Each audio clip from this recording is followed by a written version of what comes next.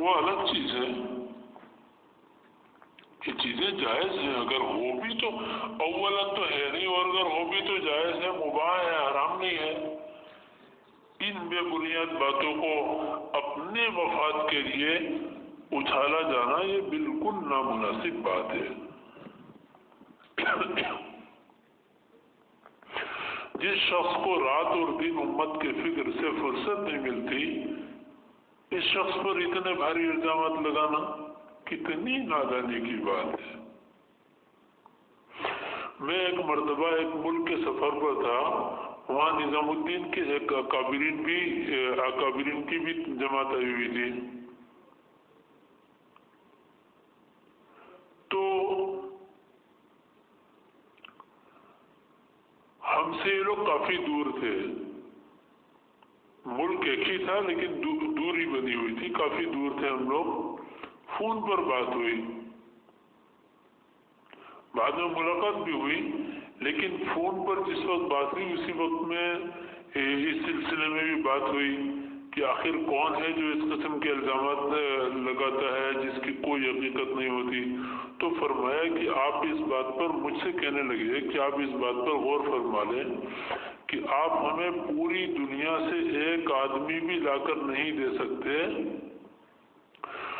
جو قسم کھا کر اس بات کی گواہی دے کہ ہم نے مولانا صاحب کو کسی کی غیبت کرتے ہوئے دیکھا ہے. ایک آدمی آپ ایسا لا کر دکھاویں جو حقیقت کے ساتھ قسم کھا کر یہ کہے کہ میں نے حضرت مولانا صاحب کو کسی کی بھی غیبت کرتے ہوئے دیکھا ہو، حتیٰ کہ جو ان سے دشمنی کرتے ہیں، ان سے بغض رکھتے ہیں، ان کے لیے کیا کیا باتیں اچھالتے ہیں، ان کی بھی غیبت کرتے ہوئے کسی نے نہیں دیکھا پوری دنیا میں. خصوصاً گجرات والے جو احباب ہیں نا، گجرات والے احباب، ان کے متعلق فرما رہے تھے کہ گجرات والے احباب کو بھی کے متعلق بھی کبھی انہوں نے کوئی غلط لفظ زبان پر کبھی نہیں لائے، کبھی غیبت کی طرف کسی نے ان کو نہیں دیکھا ہے. جو حضرات ہر وقت ذلیل کرنے کی کوشش میں لگے رہتے ہیں، اس کی بھی کبھی کوئی برائی نہیں کری ہے. مجھ سے کہنے لگے کہ آپ پوری دنیا سے ایک آدمی بھی ایسا نہیں لا سکتے، لیکن اس کے بالمقابل ہم ایسے ہزاروں آدمی آپ کو لا کر پیش کر سکتے ہیں جو اس بات کی گواہی دیں کہ جو لوگ مخالفت پر ہیں ان لوگوں نے حضرت مولانا صاحب کی غیبتیں بہت کری، حتیٰ کہ مسجدوں کے ممبروں پر بیٹھ کر غیبتیں کی ہیں، یہاں تک کہ مجمع صرف غیبت کرنے کی نیت سے بلایا گیا اور جمع کیا گیا اور جھوٹے خطوط پڑھ کر سنائے گئے. اب آپ خود سوچ لیں کہ جو انسان اللہ کے ہاں اللہ کا حقیقت میں ولی ہوگا وہ ایسا ہرگز نہیں کرے گا، کیونکہ وہ اللہ سے ڈرے گا. میرے بھائیوں، اللہ رب العزت نے ویل لکل ہمزۃ لمزہ فرمایا ہے. سامنے برائی کرنے والا، پیٹھ کے پیچھے برائی کرنے والا، دونوں کے لیے تباہی، دونوں کے لیے تباہی. کتنی سخت وعیدیں ہیں. اَيُحِبُّ أَحَدُكُمْ أَن تَأْكُلَ لَحْمَ أَخِيهِ مَيْتًا. ذرا سوچو تو صحیح کہ کتنا سخت گناہ ہے. 30 مرتبہ اپنی ماں سے زنا کرنے کے برابر ہے. مولانا صاحب تو کبھی اپنے دشمنوں کی بھی غیبت نہیں کرتے ہیں، اور جو لوگ ان کی مخالفت پر ہیں وہ ہر جگہ غیبت کے بازار گرم کرتے ہیں. اب سوچو کہ اللہ کے ہاں 30 مرتبہ اپنی ماں سے زنا کرنے والوں میں کس کا شمار ہے؟ ان کا شمار ہے جو غیبت کرتے ہیں. تو کون حق پر ہوگا؟ جو زنا کر رہا ہے وہ حق پر ہوگا؟ میری اس بات سے کسی کا تقدس پامال کرنا نہیں ہے، بلکہ حقیقت کی طرف توجہ کرنا ہے. ہمارے لیے ہمارے سارے ساتھی ہیں، سارے ہمارے سارے اکابرین ہم اپنے اکابر سمجھتے ہیں ان سب کو، لیکن میرے بھائیوں ہمیں اس بات پر غور کرنا ہے۔ اسی طریقے سے گاڑی مہنگی ہے، کروڑوں کی گاڑی ہے، ارے الزام سے پہلے سوچ تو لیا کرو کہ واللہ عالم کیا اس کی حقیقت ہو، اگر حقیقت نہیں ہے تو تحقیق کرنا چاہیے، ورنہ اس کے پیچھے ہی نہیں پڑنا چاہیے۔ تو اس گاڑی کے متعلق حقیقت یہ ہے کہ ان کو اس کے پہلے کئی مرتبہ لوگوں کے دلوں میں اللہ نے ڈال کر گاڑی ہدیے میں دلوائی تھی، لیکن انہوں نے بیچ کر دین میں لگا دی۔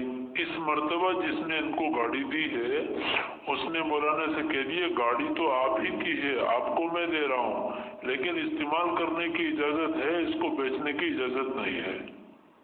اس طرح سے اللہ نے ان کو گاڑی دی ہے، تو اس میں کیا حرج ہے؟ ایک الزام اور ہے، عجیب و غریب الزامات۔ حضرت مولانا زبیر صاحب کا انتقال ہوا، اس وقت سے مرکز میں مستورات کا آنا بند کر دیا۔ مستورات کا جو حصہ ہے مرکز میں، اس کے پیچھے ایک لمبا قصہ ہے اصل میں۔ وہاں دن میں مستورات آ جایا کرتی تھی، کوئی بھی مستورات جا سکتی ہیں، بیان میں شریک ہو سکتی تھی، یہ پہلے کا معمول تھا، پہلے کا یہ قانون تھا، اور شام تک رہ سکتی تھی، عصر تک۔ عصر کے وقت جو مقامی مستورات ہیں ان سے کہہ دیا جاتا تھا کہ اب آپ جو ہیں وہ اپنے گھروں میں تشریف لے جائیں، اور صبح فجر کے بعد تشریف لے آئیں اگر آپ کا آنے کا تقاضا ہے تو۔ اس طریقے سے ہوا کرتا تھا۔ تو کئی مرتبہ وہاں چوریاں ہوئیں، برقع پہن کر مستورات آئیں، اور باہر کی مستورات جو بیرون ممالک کی مستورات وہاں پہنچا کرتی تھی، ان کی قیمتی چیزیں لے کر غائب ہو گئی۔ تو اس پر تو اکابرین کو پہلے سے فکر و تشویش تھی، لیکن یہ وجہ مستورات کے آمد کو بند کرنے کی نہیں ہوئی، بلکہ ایک عجیب قصہ یہ ہوا کہ ایک مرتبہ کشمیر کی کچھ بہنیں آئیں، ابھی آ کر تھوڑا ہی وقت گزرا تھا، پیچھے سے پولیس اندر داخل ہو گئی بغیر اجازت کے اندر، اور یہ کہا یہ جو بہنیں آئی ہوئی ہیں کشمیر کی کہ یہ لوگ تو آتنکوادی ہیں اور ان لوگوں کے اوپر تو بہت سارے الزامات لگے ہوئے ہیں، اس قسم کی باتیں۔ کوئی بہنیں آئی ہوں گی اور ان لوگوں کو پکڑ کر لے گئے، حالانکہ یہ بہنیں ان کا جماعت نماز سے کوئی تعلق نہیں تھا، بس یہ اسی طریقے سے نماز پڑھنے کے لیے آ گئی تھی کہ یہاں نماز کی جگہ ہے تو نماز پڑھ لیں گے۔ بعد میں اس کی تفتیش ہوئی پولیس میں، وہ ان پولیس کو غلط افواہ کہیں سے مل گئی تھی، اس لیے وہ شک میں آ گئی تھی۔ بہرحال اس کے بعد یہ مشورہ ہوا کہ اس قسم سے اگر مستورات کی پولیس اس طریقے سے داخل ہو جائے گی تو بیرون کی جماعتیں آنا بند ہو جائیں گی، اس لیے مشورے سے یہ طے ہوا کہ اب صرف وہی بہنیں مرکز کے اندر داخل ہو سکتی ہیں جو بہنیں چلہ لگانے کی نیت سے آئی ہیں اپنے محرم کے ساتھ۔ اس کے بہت سارے فائدے ہوئے۔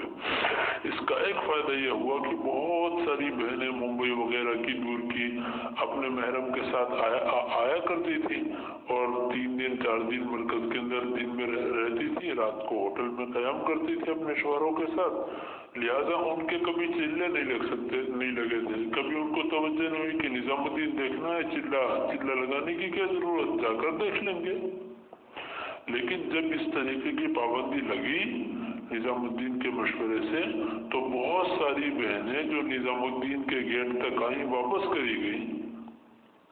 ان کے اندر یہ فکر ہوئی کہ اب ہم اندر کیسے جائیں گے، تو جن کا کبھی زندگی میں ایک مرتبہ بھی چلہ نہیں لگا تھا، انہوں نے اپنے چلہ لگانے کی فکر کری، اور چلہ لگانے کی جماعت کے ذریعے سے وہ مرکز میں نظام الدین میں داخل ہوئی۔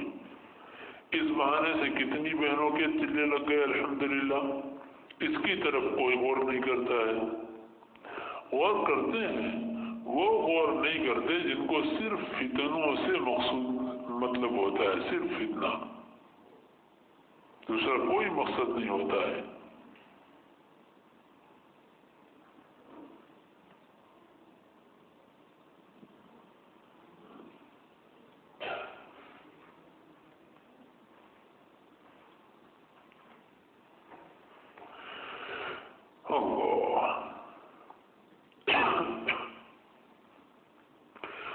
इसी तरीके से एक इल्जाम ये है कि हजरत मौलाना साहब का वक्त नहीं लगा है।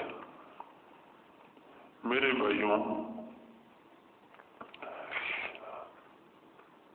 निजामुद्दीन बस्ती में मरकज के करीब एक मस्जिद है जिसका नाम है जिन वाली मस्जिद, जिन्नतों वाली मस्जिद। तो जिन वाली मस्जिद में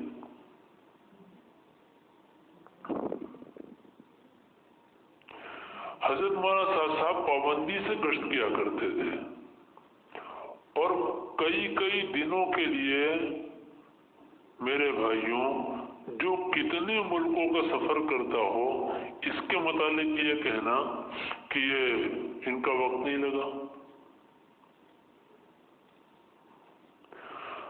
चुनांचे गश्त किया करते थे, पाबंदी से गश्त किया करते थे। मौलाना यूसुफ साहब सिलोनो वगैरह और मरकज के दूसरे जिम्मेदारों से भी इसरार करते थे, चलो चलो हमारे साथ चलो, गश्त करने चलो, अमूमी मेहनत में लगो, अमूमियत से बनेंगे, चलो चलो। इस तरह की बातें आपके इब्तिदाई दौर में इस तरह किया करते थे। हजरत जी मौलाना इनामुल हसन साहब को जब इस बात का इल्म हुआ तो हजरत जी ने इनको रोक दिया। हजरत जी ने इनको मना फरमाया कि नहीं, इस तरीके से हमले को लेकर नहीं जाना है, हमले की जिम्मे और भी काम है। ये हजरत मौलाना साहब का इब्तिदाई दौर था, जवानी का वक्त था। अब ये कई कई दिनों के लिए कितने मुल्कों के सफर करते हैं, तो ये अल्लाह के रास्ते में शुमार नहीं होता क्यों भाई? अल्लाह के रास्ते में शुमार होगा ना। और इस्लाह के लिए अमूमी मेहनत शर्त नहीं है। ये कहते हैं ना कि इनका वक्त नहीं लगा, अमूमी मैदान में नहीं चले, इसलिए इनकी इस्लाह नहीं हुई है। तो मेरे भाइयों दोस्तों अजीजों, इस्लाह के लिए अमूमी मेहनत शर्त नहीं है। जो लोग ये कहते हैं ना कि मैदान में नहीं चले इसलिए इनकी इस्लाह नहीं हुई है, यही लोग ये भी कहते हैं कि एक कोने में बैठकर अगर किसी वली के पास जाओगे ना इस्लाह कराने के लिए, तो वहां भी इस्लाह हो जाएगी। मेरे भाइयों, जब इस तरीके से इस्लाह की बात है तो ये इल्जाम लगाना, इस्लाह के लिए अमूमी मेहनत शर्त नहीं है बल्कि मुजाहिदा शर्त है। मुजाहिदा, किसी को अमूमी मेहनत में मुजाहिदा ज्यादा होगा उसके लिए अमूमी मेहनत शर्त है, और किसी को खुसूसी में मुजाहिदा ज्यादा होगा उसके लिए खुसूसी शर्त है। मौलाना पर कितना मुजाहिदा है, सुबह से शाम तक क्या हाल हो जाता है। और अगर ये बात मान लो कि अमूमी मेहनत, तो मेरे भाइयों ये बात तो हर एक के ऊपर लागू होगी ना। हजरत मौलाना अहमद लाट साहब, हजरत मौलाना जुबैर साहब, किनके इब्तिदा में वक्त लगे थे, अब इनके भी वक्त नहीं रखते। कहाँ लगते हैं वक्त? अमल में तो इस्तिमरार मतलूब है ना, अल्लाह के यहाँ इस्तिमरार मतलूब है कि अगर वक्त लगाना ही मकसूद है, कि वक्त लगाना ही जरूरी है, तो मेरे भाइयों दोस्तों अजीजों, हर साल का चिल्ला लगाना चाहिए ना कि एक मर्तबा मैदानी मेहनत में लगकर अब हमेशा मरकज के जिम्मेदार नहीं। तो ये बेबुनियाद एतराजात हैं, इनकी कोई हैसियत और हकीकत नहीं है इनकी।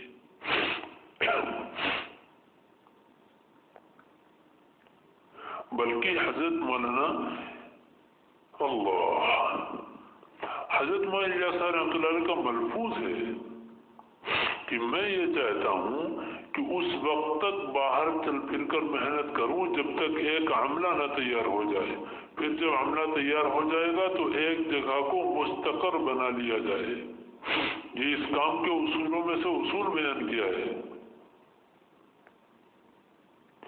دلیل کے طور پر حضرت مولانا صاحب رحمۃ اللہ علیہ نے اللہ کے نبی صلی اللہ علیہ وسلم کا عمل پیش کیا ہے کہ مکی زندگی میں تو خوب چل پھر کر محنت کری اور خوب دعوت کا کام کیا اور خوب گشت کیے اور خوب ملاقاتیں کری، اور مدنی زندگی میں کہ ایک جگہ کو ٹھکانہ بنایا، مستقر بنایا، اسفار بہت کم کیے، مشکل سے 25 مرتبہ جماعتوں میں روانہ ہوئے ہیں، 25 مرتبہ کے تقاضوں پر گئے ہوں گے، ورنہ جماعتیں روزانہ روانہ فرماتے تھے لیکن خود نہیں نکلا کرتے تھے۔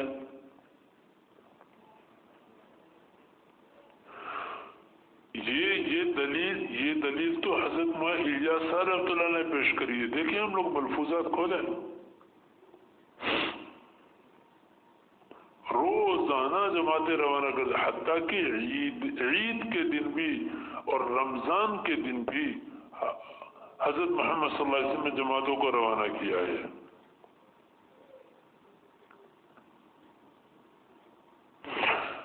اللہ، حضرت مولانا یوسف صاحب سلونی دامت برکاتہم جو اس وقت نظام الدین مرکز میں مقیم ہیں، ان کے لیے حضرت مولانا صاحب خوشامد کرتے تھے کہ آپ بھی ہمارے ساتھ گشت میں چلیں۔ ایک مرتبہ مولانا یوسف صاحب سلونی فرمانے لگے، ابھی جلدی کا واقعہ ہے، فرمانے لگے کہ ایک مرتبہ حضرت مولانا زبیر الحسن صاحب، حضرت زبیر صاحب نے مجھ سے فرمایا کہ بیان تو سعد بھی کرتا ہے، بیان میں بھی کرتا ہوں۔ کیا فرمایا کہ بیان میں بھی کرتا ہوں، بیان سعد بھی کرتا ہے، لیکن میں دیکھتا ہوں کہ سعد کے بیان میں آسمان سے کوئی چیز نازل ہو رہی ہے۔ یہ حضرت مولانا زبیر صاحب کا قول ہے۔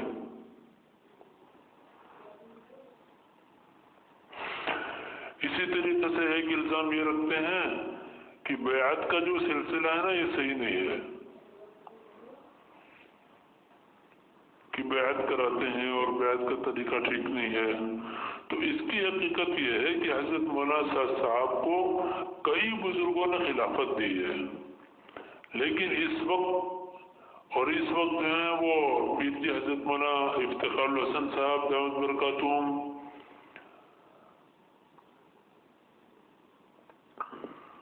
کہ ان کے شیخ ہیں اس وقت جو حیات ہیں، ابھی بہت ضعیف ہو گئے ہیں، ان کی عمر بہت ہو گئی ہے۔ حضرت مولانا افتخار الحسن صاحب کا ہی حکم ہوا کہ تم بیعت کا سلسلہ شروع کرو اور ان الفاظوں کے ساتھ بیعت کیا کرو۔ یہ تلقین حضرت پیر جی مولانا افتخار الحسن صاحب حضرت مولانا صاحب کے شیخ کی طرف سے یہ تلقین ہے کہ ان الفاظوں کے ساتھ بیعت کیا کرو، کہ بیعت کا کرنا جن الفاظ پر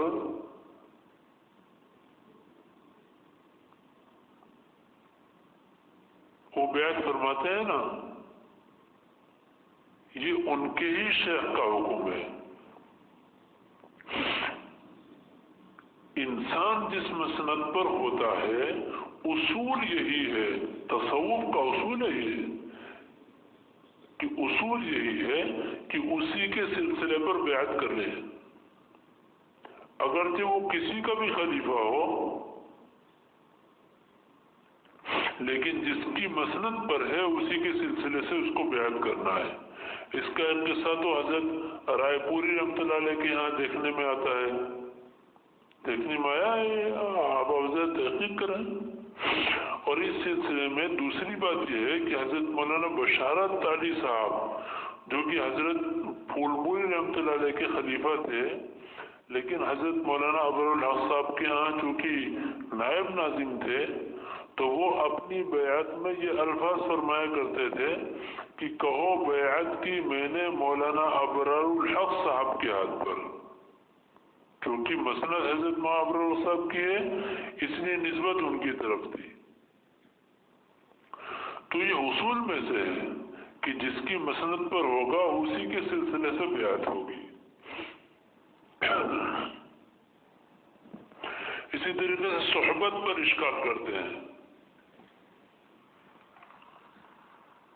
کہ مولانا کی کسی بزرگ کی مولانا کو صحبت حاصل نہیں ہے حضرت مولانا صاحب کو، حالانکہ یہ تو اگر یہ الزام ہے نا تو یہ الزام تو حضرت مولانا انعام الحسن صاحب پر ہے کہ وہ بزرگ نہیں ہے خدا نخواستہ، کیونکہ حضرت مولانا صاحب کو ان کی فراغت کے بعد سے حضرت مولانا انعام الحسن صاحب کی مستقل صحبت حاصل ہوئی ہے کہ حضرت مولانا انعام الحسن صاحب کے انتقال تک حضرت مولانا صاحب فارغ ہونے کے بعد ہر وقت ان کی صحبت میں رہے ہیں، سفر میں بھی حضر میں بھی کسی وقت آپ کا ساتھ نہیں چھوٹا، اور یہ کئی سال کا وقفہ آپ کو حضرت مولانا انعام الحسن صاحب کی صحبت کا ملا ہے۔ جو لوگ نہیں جانتے ان کو چاہیے کہ پہلے معلوم کر لیں پھر الزام کریں۔ اگر کوئی جانتے ہوئے بھی تہمت لگائے تو بھائی اس کا کوئی حل نہیں اور کوئی علاج نہیں ہے۔ اللہ تعالیٰ ہی ہم سب کی حفاظت فرمائے۔ مولانا صاحب نے ایک الزام یہ بھی ہے کہ مولانا صاحب نے کہا کہ میں امیر ہوں، نہیں مانتے تو جہنم میں جاؤ۔ اس کی عجیب تفصیل ہے اس کے متعلق میرا دل تو نہیں چاہ رہا تھا کہ میں ان باتوں کو کھولوں، لیکن بدرجہ مجبوری آپ حضرت کے سامنے رکھنا ہے۔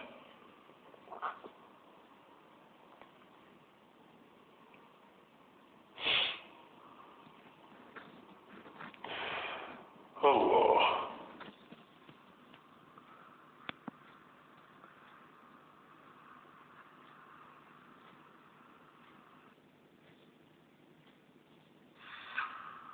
اب میں آپ حضرت کے سامنے انشاءاللہ شورا کے متعلق تفصیل سے عرض کروں گا،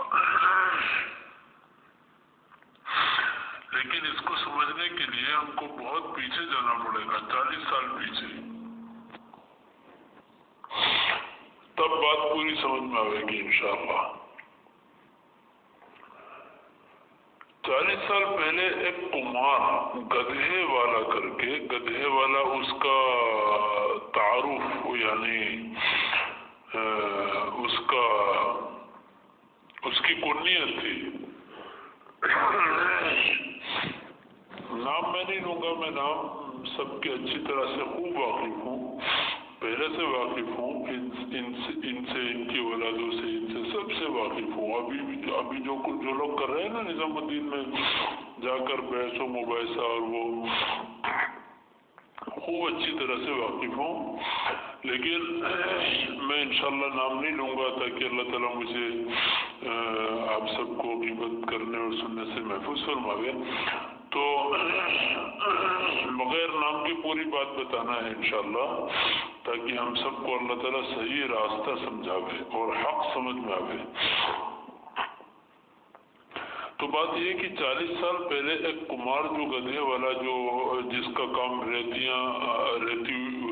جو ریت ہوتی نا، ریت اس کو ندیوں سے بھر کر لانا اور نہروں سے، اور اس کا کاروبار تھا، تو اس نے ایک جگہ خریدی جس وقت میں ابتدائی طور پر نظام الدین میں اب سے 40-50 سال پہلے بستی تھی نہیں، سب میدانی علاقہ تھا، تو بستی بننا شروع ہوئی تھی اس وقت میں اس نے ایک جگہ لے لی اور اپنے ایک بڑا گھر کوٹھی کی شکل میں اس نے وہاں بنوایا۔ بہت ہوشیار اور بہت تیز آدمی تھا، بہت تیز تھا، اور حکومت میں بھی اس کے بہت سارے اثرات تھے، اور وہ جو اثرات اس کے حکومت میں تھے اس کی شکل یہ تھی. اچھا ان اثرات کی وجہ سے نظام الدین میں وزیر حکومت کہا جاتا تھا. اس کو لوگ کہتے تھے. اور اثرات اس نے کیسے جمائے ہوئے تھے کہ وہ حکومت کو یہ ظاہر کرتا تھا کہ جتنے دین کے مسلمانوں کی بڑی بڑی تنظیمیں اور بڑے بڑے شعبے ہیں، بڑے ادارے ہیں، وہ سب میری مٹھی میں ہیں. سب میں میری بات چلتی ہے. سب لوگ میرے یہاں آتے ہیں، سب ہمارے یہاں حاضری دیتے ہیں. یہ ظاہر کرتا تھا حکومت پر. اور حکام تو ظاہر سی بات ہے جس کے پاس بڑے بڑے لوگ آتے ہیں، جن کے نیچے پوری پبلک چلتی ہے اور بڑا مجمع ہوتا ہے، ان سے ووٹ کی لالچ میں ان لوگوں کی بات مانتے ہیں، ان کو بڑا سمجھتے ہیں. اور یہ کام یہ اپنے مفاد کے لیے کرتا تھا یہ شخص،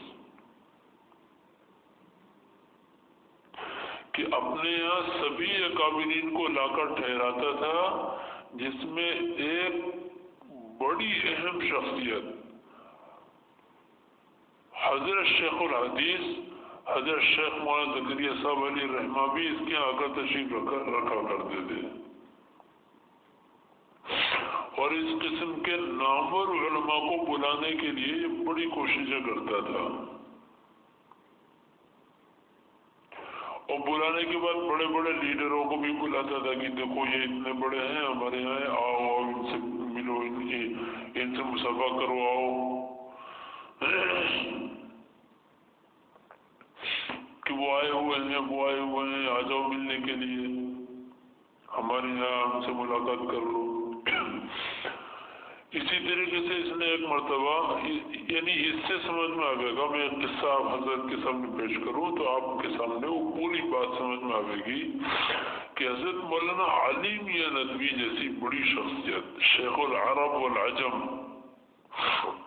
ایک مرتبہ ان کو آپریشن تھا دلی، ان کو تقریباً 7-8 دن گزرنا تھے، 7 دن تقریباً. تو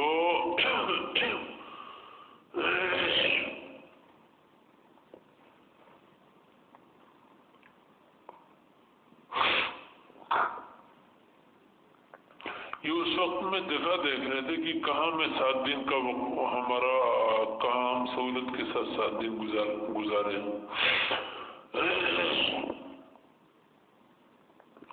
اس وقت میں اس کو خبر لگ گئی. یہ حضرت علی میاں ندوی کو اپنے یہاں بلا لیا. آپریشن کے بعد اپنے یہاں 7 دن کا قیام تھا تو اپنے یہاں بلایا. حضرت علی میاں ندوی کو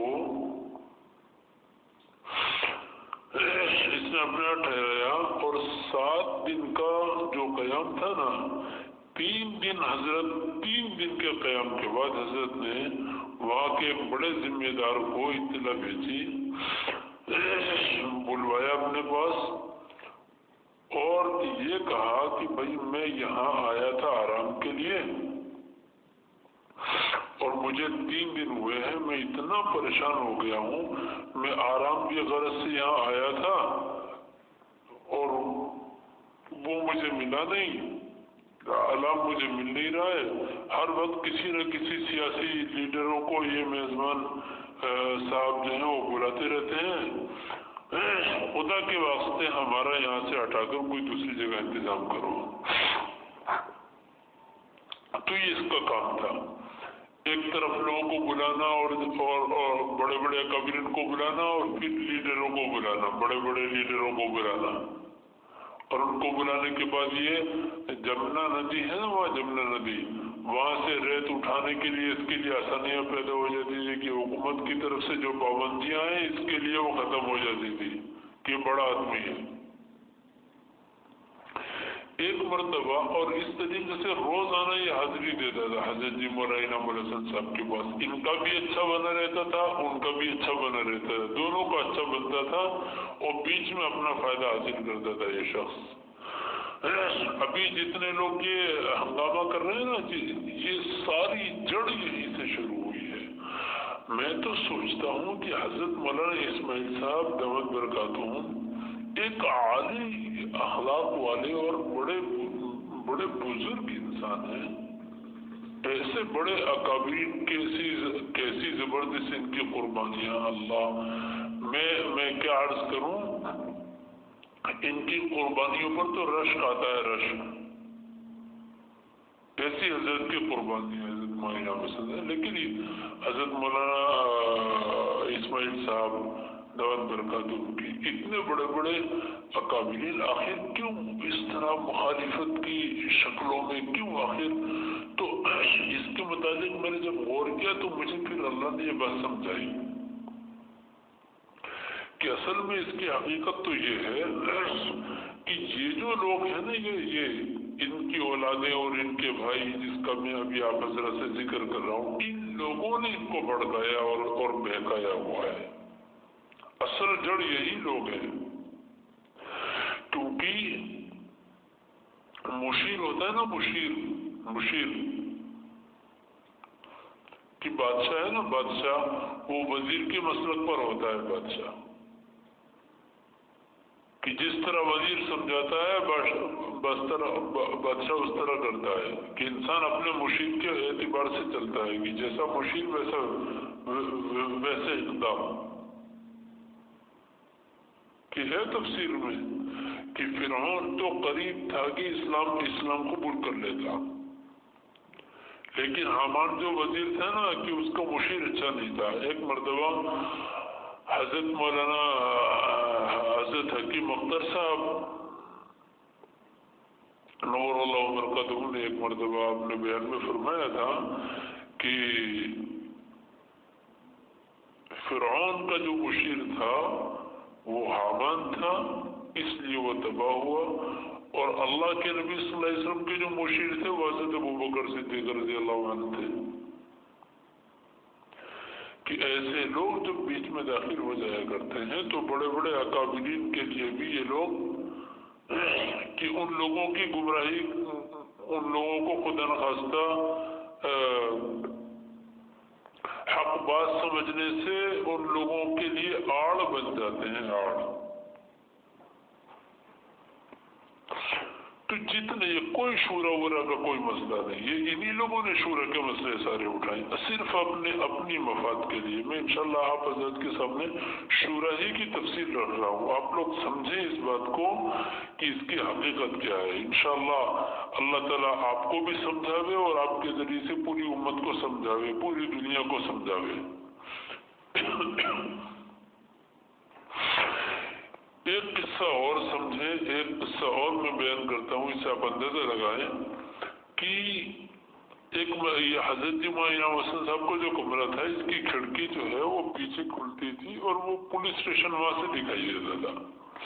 یہ روزانہ فجر میں وہاں حاضری دیا کرتا تھا، روزانہ ملانا تھا۔ تو ایک مرتبہ حضرت جی رحمۃ اللہ علیہ نے فرمایا کہ بھائی اس وقت اتنا کام ماشاءاللہ بڑھ رہا ہے، حملہ آ رہا ہے، لیکن ہمارے پاس جگہ نہیں ہے۔ میں بہت فکر میں ہوں کہ کس طریقے سے آس پاس کی جگہیں جو ہیں وہ خرید لی جاتی ہیں، اور لیکن یہ کیسے ہوگا؟ اور تو انہوں نے کہا حضرت میں کراؤں گا کم، آپ بے فکر رہو، میں کراؤں گا۔ تو حضرت نے کہا کیسے کراؤ گی؟ اتنی قیمت میں کہاں سے لاؤں گا؟ پیسے میرے پاس کہاں رکھے ہیں، میں کیسے کروں گا؟ تو کہنے لگا کہ نہیں آپ حضرت آپ دعا کر دیں، میں کراؤں گا۔ اب اس وقت میں راجیو گاندھی کی حکومت تھی ہندوستان میں، تو راجیو گاندھی کچھ ایک سال باقی تھا الیکشن کا، اس نے کروڑوں کا خرچہ کر کے اور بہت بڑی ایک ریلی نکالی تھی اور ایک بہت بڑا پروگرام کیا تھا اپنا سیاسی لائن کا۔ اس میں 1 لاکھ کے قریب کچھ مجمع ہوا، وہاں یہ پہنچ گیا اور اپنے سورس کے ذریعے راجیو گاندھی کے پاس پہنچا، اور راجیو گاندھی سے اس نے یہ کہا کہ تم کیا हुकूमत कर रहे हो, हुकूमत तो हमारे हजरत जी कर रहे हैं, मौलाना इनाम उल हसन साहब। कहने लगा अच्छा वो कैसे? कहा तुमने इतने लाखों करोड़ों का खर्चा किया, इतने बैनर लगाए, इतने आदमी और कितने रिक्शे चलवाए, कितने माइक लगाए और कितने जतन किए, तब तुमने 1 लाख का मजमा जमा किया और हमारे हजरत जी ने बगैर किसी पोस्टर के, बगैर किसी ऐलान के, बगैर किसी एडवर्टाइज के, बगैर कुछ किए हुए 8 लाख का मजमा जमा किया था। देखो फलानी जगह जमा किया था 8 लाख का मजमा। तो उसने कहा कि हमारी तुम्हारे हजरत से मुलाकात करवाओ एक बार, हमें उनसे मुलाकात करना है। तो कहने लगा ऐसे नहीं होगी मुलाकात, वो मुलाकात नहीं करते हैं किसी से, लेकिन हाँ एक काम है उनका, वो ये चाह रहे हैं कि हमारे मरकज के लिए कुछ जगह मिल जाए हमको। कितना होशियार आदमी होगा, आप इसे अंदाजा लगाइए कि इधर से भी फायदा उधर से भी फायदा। हालांकि ये काम अच्छा कर रहा है, लेकिन इनको जमीन दिलवा के इनका अच्छा बन रहा है और उसको इनसे वोट दिलवाने की लालच दे रहा है। हमारे काम में सियासत दाखिल कर रहा है। सोचो तो सही, जिसको तबलीग से कोई वास्ता नहीं है, कोई वास्ता नहीं है इनको, आज तक भी इनकी औलादों तक को कोई वास्ता नहीं है तबलीग से। इनके यहाँ के खानदान में एक का लगाया अभी 4 महीना कुछ वक्त पहले, और वो भी सियासत की बुनियाद पर लगा था। कर्नाटक गए थे ये वक्त लगाने के लिए। सारा 4 महीने का मकसद ही ये जो अब इस वक्त में ये जो रचा गया है ना, ये जो हालात रचे हैं ना, हालात इन्हीं के लिए गए थे ये 4 महीना लगाने। तो मैं क्या अर्ज करूं अब हजरत के सामने, अजीब तफसीर है, दर्द होता है, रोना आता है जब इस पर गौर करते हैं। तो अब इसने वहां राजीव गांधी को तैयार किया। राजीव गांधी ने कहा ठीक है भाई, हम ये सब कुछ करेंगे, लेकिन इसके लिए हमारी एक शर्त है। शर्त ये है कि वो एक मुख्तसर सा खत, उस वक्त का एक अखबार उनके यहाँ टाइम्स ऑफ हिंदुस्तान करके कोई अखबार चलता था, टाइम्स ऑफ इंडिया एक अखबार चलता था। तो कहा कि उस अखबार में हमारे लिए शुक्रिया का एक खत निकलवा दो, बस अपने हजरत जी से कहो कि खत शुक्रिया का निकलवा दें। कहा इतना सा काम है तो हम करवा देंगे। बहुत खुश वापस आया, आकर हजरत जी से बात अर्ज करी। हजरत भी बहुत खुश कि भाई जमीन मिल जाएगी, अल्लाह की गैबी मदद आ गई, नुसरत आ गई है। अब हजरत जी रहमतुल्लाह ने कहा ठीक है भाई, शाम को सबको जमा किया, सबके सामने ये बात रखी। जब पूरी बात रखी, सारा आमला खुश हो गया, सब खुश। तब इसने हजरत से ये कहा, लेकिन हजरत उनका एक मुतालबा ये है कि आप एक खत मुख्तसर सा 2-3 लाइन का, 2-3 सतर का, आप इसको टाइम्स ऑफ इंडिया में शुक्रिया के तौर पर निकलवा दें। अब हजरत बड़े नाराज। हजरत ने कहा नहीं, मैं तो अगर वो पूरी दिल्ली भी मुझे दे दे तो भी मैं खत नहीं लिखूंगा, और न ही मैं मुलाकात करूंगा, न मुसाफा करूंगा। हजरत समझ गए कि इसका क्या मतलब है, क्योंकि अकाबिरीन में थे, अल्लाह वाले थे, इसलिए इन हजरत को अपने यहाँ से भगाते भी नहीं थे, लेकिन चालाकियां सारी समझ जाते थे। लिहाजा हजरत ने इनकार कर दिया कि नहीं चाहिए हमको ऐसी जमीन, हमको तो तुम कीमतन मुख्तसर कीमत पर कोई जमीन दिलवाने की कोई शक्ल बन सके तो बनाओ, वरना हम ऐसा नहीं करेंगे। हम दावत के काम को सियासत से नहीं जोड़ सकते। तो मेरे भाई हैं, दोस्तों, अजीजों, अब इनका भाई अभी मौजूद है, अल्लाह ताला उसकी उम्र में खूब बरकत अता फरमाए, और उसकी औलादें ये सब यही कर रही हैं। सब इन्होंने ये सारा, ये जितनी भी नफरतें बोई है ना, नफरतों के बीच, ये इन्हीं लोगों ने बोए हैं। तो शूरा के मुतालिक जो अभी गुज़िश्ता साल,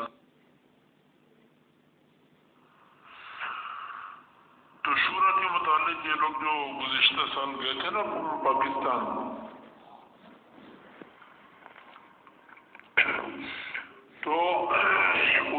अंदर उसकी अजीब तफसील है कि एक जमात तो पहले चली गई थी, मुख्तसर सी एक 4 साथियों की जमात,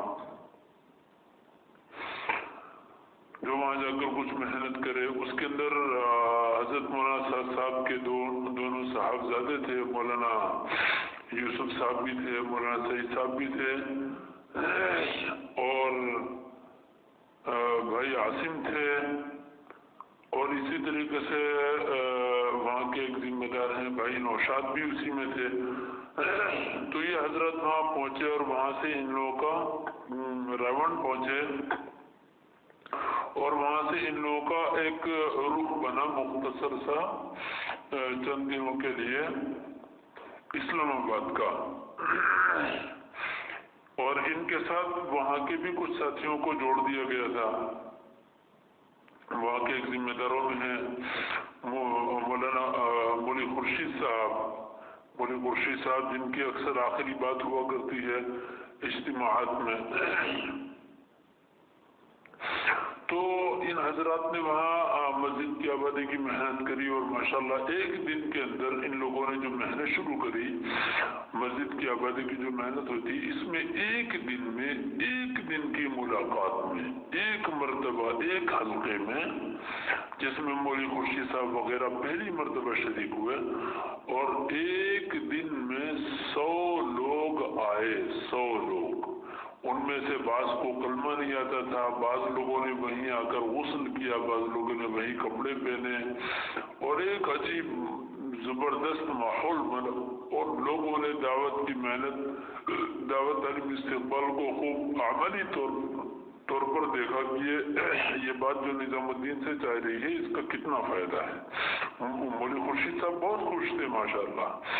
मौली खुर्शीद साहब वो हैं जो रायगढ़ के इज्तिमा में बयान करते हैं, जिनकी अक्सर आखिरी बात तय होती है, तो बहुत खुश थे माशाल्लाह।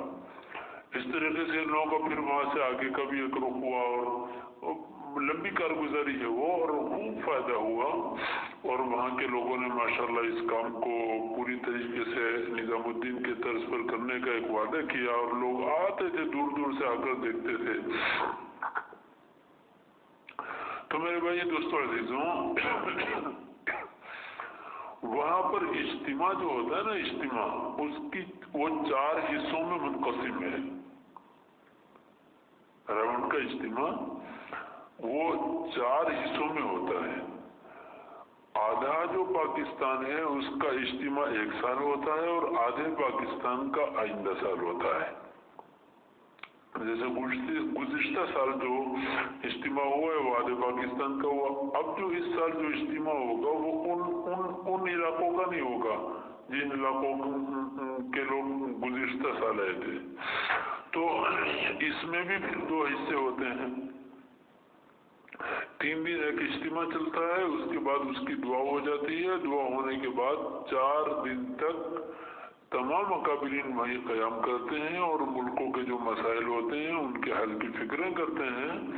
आलमी सतह पर क्या काम करना है उसकी फिक्र होती हैं, और 4 दिन के बाद उसी मैदान में एक अगला नया मजमा आता है, और फिर उसी तरीके से पूरा इज्तिमा होता है और शुरुआत होती है इज्तिमे की। तो ये रावण के इज्तिमे की एक शक्ल होती है कि इस तरीके से वहाँ इज्तिमा होता है। तो जो इज्तिमा पहला इज्तिमा था, यानी शुरू के जो 3 दिन का इज्तिमा है और 4 दिन का फिर क़याम होगा अकाबिरीन का, और उसके बाद फिर अगला इज्तिमा शुरू होगा। तो इसमें कुछ 10-15 दिन का क़याम होता है अकाबिरीन का। तो ये जो पहला इज्तिमा था, उस इज्तिमे में कुछ यही लोग जिनका मैं अभी जिक्र कर रहा था कि ये गधे वाले जो हैं, ये रेती वाले, और जो अपने मफाद के लिए सबको इस्तेमाल करते थे, ये इनकी औलादे, इनके भाई, इनके चचा भतीजे, ये और इनके मुतालिकीन जो लोग थे, इन सबको ले लाकर ये लोग वहाँ पहुंचे। और इन लोगों ने पहले ही तैयार कर लिया था। हजरत मौलाना अहमद लाट साहब वगैरह को, भाई फारूक साहब वगैरह को, ये सब पहले ही तैयार हो गए थे। अच्छा, हाजी मुमताज साहब जो हैं वो भी इनके साथ थे। तो इन लोगों ने जब वहाँ जाकर अचानक बगैर मशवरे के वहाँ पहुंचे, कोई मशवरे से जो अहबाब तय हुए थे उनके अलावा में ये लोग अचानक पहुंचे वहाँ। और वहाँ एक जगह है जिसको हवेली कहते हैं, हवेली। ये अकाबिरीन के क़याम गाह होती है, अकाबिरीन के क़याम गाह है। अलग अलग कमरे बने हुए हैं और ये तकरीबन 2-2.5 किलोमीटर तकरीबन होगी है वहाँ के रायबंड के मरकज से। तो वहाँ पर अकाबिरीन के अलावा किसी के दाखिले की इजाज़त नहीं होती वहाँ, सिर्फ अकाबिरीन का क़याम होता है। ये हजरात वहाँ दाखिल हुए जिनको तबलीग के तासे भी मतलब नहीं है, दीन के किसी शोबे से इनका कोई ताल्लुक नहीं है। ये हजरत वहाँ गए और हमें ताज्जुब उन अकाबिरीन पर है हमारे, जो अकाबिरीन वहाँ लेकर गए इनको। जब वहाँ पहुंचे तो हजरत मौलाना साहब वगैरह ने पूछा भी कि भाई हजरत बगैर मशवरे के कैसे आए हुए हैं, क्या वजह है? तो भाई फारूक ने मुतमईन कर दिया, हाजी मुमताज ने मुतमईन कर दिया कि नहीं ये तो शामिल होने के लिए आए, इज्तिमा में शरीक होंगे, कोई अर्ज नहीं, कोई घबराने की बात नहीं। लेकिन जब दूसरा या तीसरा दिन था, उस वक्त में इन्होंने अचानक असर की नमाज के बाद हजरत हाजी साहब ने इनको बुलवाया, मौलाना साहब को, क्या हाजी साहब बुला रहे हैं? और मौलाना अहमद साहब बावलपुरी का उसमें बयान हुआ, मुख्तसर सी चंद बातें करी उन्होंने कि भाई शूरा की अहमियत है और शूरा जरूरी है और ये वो सारी बातें, प्रोपेगेंडा पहले से बनाया हुआ था और रख दिया। अब इसमें हंगामा शुरू हुआ, चारों तरफ से इख्तिलाफ हुआ कि नहीं भाई शूरा नहीं बनेगी। बांग्लादेश वाले बिल्कुल राजी नहीं थे इस बात पर। तो उस वक्त में इन लोगों ने ऐसे सख्त अल्फाजों का इस्तेमाल किया है, ऐसी बदतमीजी से बात करी है कि तुम मौलाना साहब ने हजरत हाजी साहब से कहा कि हजरत हम आपके बराबर के शरीक हैं, आपने हमसे पूछ तो लिया होता है कि इतना बड़ा ये मजमा सब जमा हो गया शुरू में, पहले हम लोग बैठ जाते, एक बार मशवरा कर लेते। तो इन्होंने, ये लोग एक अलग अलग क़याम गाहें जो थी, जैसे एक कमरे के अंदर भाई फारूक हैं और अलीगढ़ वाले हैं, ये सब साथ में थे, डॉक्टर खालिद, डॉक्टर सनुल्लाह वगैरह। इसी तरीके से एक जो क़यामगाह थी उसमें मोहम्मद लाट साहब हैं, वहाँ इस्माइल साहब वगैरह ये लोग थे। इसी तरीके से एक में हजरत मौलाना साहब वगैरह थे और दूसरे में ये जो जमात पहले से गई हुई थी ये अहबाब थे। तो ये लोग जो गए हुए थे, ये इन्हीं लोगों के साथ अकेलों में बैठकर, जो कहते हैं ना मशवरे से पहले मशवरा नहीं, मशवरे के बाद तज़किरा नहीं, इतनी ऊंची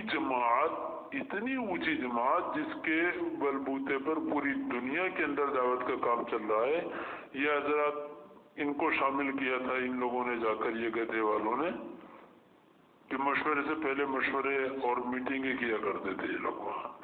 उसके बाद इन्होंने पहले ही तय कर लिया, हजरत हाजी साहब के बहुत सारे कान भरे और उनको इस पर तैयार किया कि भाई ये साद अपनी चलाता है, और ये सब इनके मफाद के लिए था, क्योंकि हजरत मौलाना साहब जो हैं इन लोगों को कोई दखल नहीं देते थे मरकज में, और दीन के जरिए से अपना दुनिया तलबी की जो शक्लें थी इस पर मौलाना साहब राजी नहीं होते थे। तो इनको कैसे भी मौलाना साहब को हटाना था। इनको किसी काम से मतलब नहीं है दीन के काम से, इनको तो सिर्फ अपने मफाद के लिए अपने मतलब का आदमी बिठाना था वहाँ। अब इन्होंने पूरा नक्शा पेश किया जाकर हजरत हाजी साहब के पास, और हमको तैयार किया कि भाई शूरा बनानी चाहिए और ये फायदे और नहीं बनेगी तो ये नुकसान होगा, कत्ल व गारत हो जाएगी, बहुत सारी बातें। तो अब हजरत हाजी साहब भी बेचारे अल्लाह वाले इंसान हैं, क्योंकि ज़ईफ इतने हैं और इतनी ज़्यादा उम्र है, इसलिए भाई امر کا تقاضا ہے کہ وہ چاہتے ہیں کہ بھی ہم سے خدا نخواستہ میرے جانے کے بعد کوئی ایسی شکلیں نہ پیدا ہو جائے. بہرحال ان کو بلایا گیا. اس کے اندر جو شور اور غل ہوا اور آپس میں اس بات پر مجتمع نہ ہو سکے کہ بھائی یہ بات جو ہے وہ طے ہو جاوے, تو حضرت حاجی صاحب سمجھ گئے کہ بھائی یہ جو لوگ آئے ہیں یہی اصل میں فتنہ کرنے والے لوگ ہیں. کہ ان لوگوں نے حضرت حاجی صاحب کے سامنے ان لوگوں سے یہ کہا, جو حضرات اکابرین جو آئے ہوئے تھے نظام الدین کے, حضرت حاجی صاحب کے سامنے کہا کہ تمہیں تو میں نظام الدین میں جا کے دیکھوں گا. نظام الدین میں جا کر نظام الدین میں جا کے ہم تم لوگوں کو دیکھ لیں گے, بتائیں گے, وہاں چل کے بتائیں گے ہم تم کو. اس طرح کے الفاظ تھے ان کے. حضرت حاجی صاحب نے مجلس ختم کر دی, استغفار پڑھنے کا حکم دیا اور کہا بھائی اس کام میں تو جتنے بھی دنیا کے حضرت محمد صلی اللہ علیہ وسلم کی جتنے امتی ہیں, ایک ایک امتی ذمہ دار ہے پورے عالم کا. بس ہم تو یہی چاہتے ہیں, اس کے علاوہ کچھ نہیں چاہتے. شورا ختم ہو گئی, شورا کی باتیں ختم ہو گئی, کوئی شورا کی بات نہیں. لیکن ان لوگوں نے دوسرے دن یہ چالاکی کری کہ خود اپنی طرف سے کچھ نام منتخب کیے, اور نام منتخب کرنے کے بعد حضرت حاجی صاحب کے پاس پہنچے. حضرت حاجی صاحب تو آئی سی یو میں تھے اس وقت, اتنی طبیعت خراب تھی آئی سی یو میں. مرکز نظام وہ جو مرکز رائے کا مرکز ہے اس کے اندر حضرت حاجی صاحب کے لیے مستقل آئی سی یو بنایا ہوا ہے. ایک کمرہ ہے جس کا نام ہی آئی سی یو ہے, اور اس کے اندر وہ پوری آئی سی یو کی ساری جو سہولیات ہوتی ہیں وہ دستیاب ہیں اس کے اندر. حضرت حاجی صاحب تو ہر وقت آئی سی یو میں رہتے ہیں آج کل, اتنی طبیعت عزت کی خراب ہے. تو حضرت کو جا کر وہاں یہ کہا کہ بھئی ہم لوگوں کو جو کل ہنگامہ ہو گیا تھا ماشاءاللہ سب کو تیار کر دیا ہے, سب راضی ہو گئے ہیں, اور یہ نام جو ہے وہ لکھے گئے ہیں, حضرت آپ کی خدمت میں پیش ہیں. سب لوگ یہ کہہ رہے ہیں کہ اگر حضرت حاجی صاحب اس پر دستخط کریں گے تو ہم لوگ بھی اس پر دستخط کر دیں گے. حضرت ماشاءاللہ سب تیار ہو گئے ہیں, اور سب کی مشورہ اور آپس کی باہمی رائے سے یہ نام منتخب ہوئے ہیں. آپ چاہیں تو اس میں کچھ اضافہ بھی فرما سکتے ہیں یا کچھ کو حذف بھی کر سکتے ہیں, آپ اس پر دستخط فرما دیں. حضرت حاجی صاحب ساری چالاکیاں سمجھ گئے. حضرت نے فرمایا کوئی شورا وورا نہیں ہے, کوئی پرچہ نہیں ہے, جاؤ واپس یہاں سے. اور میں تو اس امت کے ہر فرد کو اس پوری امت کی ذمہ داری سمجھانا چاہتا ہوں. حضرت نے دستخط نہیں فرمائی, واپس کر دیا ان کو وہاں سے. اب ان لوگوں کی بات جو تھی وہ دال جو تھی وہ نہیں گلی. اتنا ٹکٹ کر کے ہندوستان سے پاکستان پہنچے, اتنے جتن کیے, اتنے خرچے کیے, اور اس کے اندر ان لوگوں کی جو بات تھی وہ پوری نہ ہو سکی. لہٰذا ان لوگوں کو کوئی دوسرا نقشہ تو اختیار کرنا ہی تھا, کیونکہ دین تو زندگی میں ہے نہیں. عالمی سطح پر بربادی کی شکلیں سوچنے کے لیے جو جمع ہوئے ہیں, ان کو بربادی سے کیا مطلب تھا. ان حضرات نے پھر دوسری ایک چال یہ چلی کہ انہوں نے حضرت مولانا صاحب کے کمرے میں یہ حضرات سب پہنچے, جس میں حضرت مولانا طارق جمیل صاحب بھی پہنچے. مولانا طارق جمیل صاحب کے متعلق میں بات عرض کر دوں کہ ان کی جو کلپ شائع ہوئی تھی حضرت مولانا طارق جمیل صاحب کی کہ اس طریقے سے ہوا اور بعد میں وہ شورا بن گئی اور حضرت مولانا صاحب نے اس کو قبول نہیں کیا, تو اس کی بھی ایک لمبی تفصیل ہے کہ حضرت مولانا طارق جمیل صاحب جو ہیں وہ چونکہ حضرت مولانا صاحب سے بہت زیادہ محبت کیا کرتے تھے. بلکہ 2011 کا تو ایک عجیب قصہ یہ ہے کہ 2011 کے مشورے میں رائے اجتماع کے کہ اسی قسم کے بعض لوگوں نے مولانا صاحب کو مغرب میں بیان نہیں ہونے دیا اور اس کو فجر میں طے کرایا. تو مولانا طارق جمیل صاحب غصے سے مشورے میں سے اٹھ گئے اور یہ کہنے لگے کہ میں تو مشورے میں شریک ہونے آیا تھا, سیاست میں شریک ہونے نہیں آیا تھا, یہاں تو سیاست چل رہی ہے. اتنا تعلق تھا حضرت مولانا صاحب سے. لیکن ایک مرتبہ ایسا ہوا کہ مولانا صاحب نے کسی مجمع عام میں کسی نے ان کی فوٹو کشی کی کوشش کری تو مولانا صاحب نے اس پر سخت انکار کیا اور یہ کہا جو ہمارے نزدیک تو جو فوٹو کھینچتے ہیں اس کے جواز کا فتویٰ دیتے ہیں وہ تو علماء سو ہیں. بس یہ بات مولانا طارق جمیل صاحب کا چونکہ مسلک یہ نہیں ہے، وہ تو ویڈیو پر بیان کرتے ہیں، فوٹو پر بیان کرتے ہیں، ٹی وی پر بیان کرتے ہیں اور وہ ان کا اپنا تفرد ہے اور ان کے لیے ہے، بھائی وہ عالم ہے. تو اب مولانا طارق جمیل صاحب کو اس بات سے ناگواری ہوئی اور یہاں سے تھوڑی دوری ہوئی مولانا صاحب سے. بس ان لوگوں نے، ان گنڈے قسم کے لوگوں نے اس بات کا فائدہ اٹھا کر مولانا طارق جمیل صاحب کو خوب بھڑکایا مولانا صاحب کے متعلق، اپنی چلاتا ہے، ایسا کرتا ہے، ویسا کرتا ہے، یہ ہے وہ ہے، ماحول خراب کر دیا ہے. مولانا طارق جمیل صاحب کو یہ بات کچھ سمجھ میں آ گئی، لیکن مولانا طارق جمیل صاحب خدا نخواستہ اتنا زیادہ کوئی مخالفت پر نہیں تھے، اتنی اونچے درجے کے انسان ہیں. اگر مخالفت پر ہوتے تو مستقل سفر کرتے، بہت ساری آڈیو اپنی بنا کر بیچتے. ایک آڈیو کے سوا ان کا کوئی بیان نہیں آیا مخالفت کا. تو حضرت مولانا طارق جمیل صاحب اللہ ان کی عمر میں خوب برکت عطا فرمائے، ان کا سایہ امت کے لیے رحمت بنائے اور تادیر قائم فرمائے. تو حضرت مولانا طارق جمیل صاحب بیچارے انہوں نے ابھی مدینہ کے سفر میں مولانا صاحب سے معافی مانگی کہ مجھے نہیں معلوم تھا کہ ان حضرات کا شورا بنانے کا مقصد کیا تھا، یہ کس لیے شورا بنانا چاہ رہے تھے. جب پوری حقیقت کھلی تو مولانا طارق جمیل صاحب نے رجوع بھی فرمایا، جیسا کہ مجھے اطلاع ملی ہے اس کی. تو اب حضرت مولانا طارق جمیل صاحب کو بھی ان لوگوں نے یہ بھی پہنچے اور بھی بہت سارے لوگ پہنچے مولانا صاحب سے دستخط کرنے کے لیے کہا. حضرت مولانا صاحب نے دستخط سے انکار کر دیا اور یوں کہا کہ بھائی میں اس وقت تک دستخط نہیں کروں گا، پہلے مجھے تھوڑا سا سوچنے کا موقع دیا جاوے کہ بھائی اس کے اندر کچھ نام اور بڑھا لیا جاوے. دوسری بات میں حضرت حاجی صاحب سے خود مل لوں اور اس کے بعد انشاءاللہ میں اس پر دستخط کروں گا. اگر حضرت حاجی صاحب کا حکم ہے تو میں انشاءاللہ بالکل تیار ہوں، انکار نہیں ہے حضرت حاجی صاحب کی بات پر. تو مولانا صاحب نے کہا کہ میں کچھ نام کا اضافہ کر لوں، تو ان لوگوں نے کہا ٹھیک ہے آپ اضافہ کر لیں. اب ظہر کا وقت دیا گیا تھا کہ ظہر میں ہم اضافہ کر لیں گے اور آپ حضرت تشریف لے آئیں. تو ظہر میں نہیں پہنچے، عصر میں بھی نہیں پہنچے اور شورا کی باتیں ختم کر دی ان لوگوں نے. اور اس کے بعد میں جب کوئی باتیں ختم ہو گئی سب، پھر جب وہ پہلے اس کی پہلا جو اجتماع تھا، پہلا 3 دن والا اجتماع، جب اس کی دعا ہو گئی تو سب لوگ رائے تشریف لے آئے مرکز میں.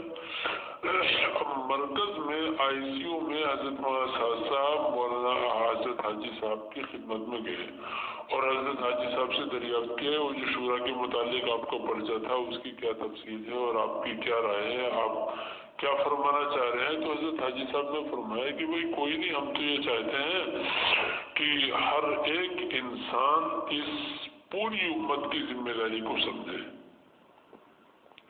ہم تو ہر ایک کو ذمہ دار بنانا چاہتے ہیں.